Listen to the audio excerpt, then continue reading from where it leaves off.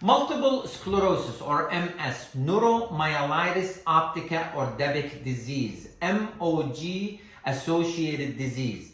Three different entities, three different diseases from the same family, but they are different. Different in presentation, different in diagnosis, different in treatment. I apologize in advance because this video is going to be technical, and however, one of my followers asked me to speak about it, and I had a patient today that we were questioning which one of those three diseases she has, so I thought I'd make this video to clarify it.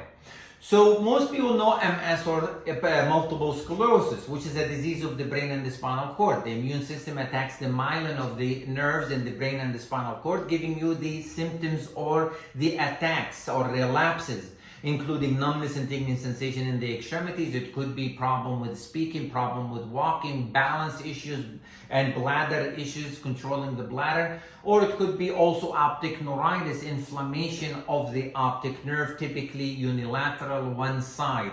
Now, the diagnosis is based on the clinical history and the attacks based on the MRI findings, which shows white matter lesions in the brain and the spinal cord, and it could also show inflammation of the optic nerve if it's affected. So the white matter lesions or the areas that are affected in the MS, it could be the optic nerve, it could be the brain, and it could be the spinal cord. Now, the diagnosis is based on the clinical history, the MRI, and sometimes we do the lumbar puncture showing oligoclonal bands, which are positive in 90% of the patients with MS.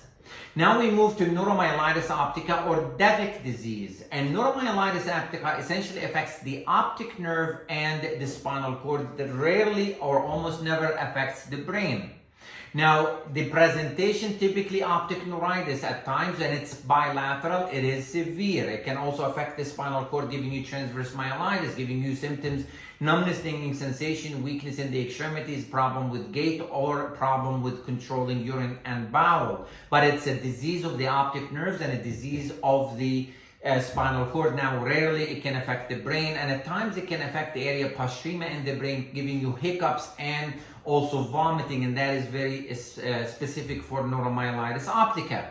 Now, the diagnosis is based on the MRI, so we check for optic nerve inflammation enhancement, also for the spinal cord if they have lesions, and we check for the neuromyelitis optica antibodies or aquaporin 4 antibodies that are specific for neuromyelitis optica to confirm the diagnosis.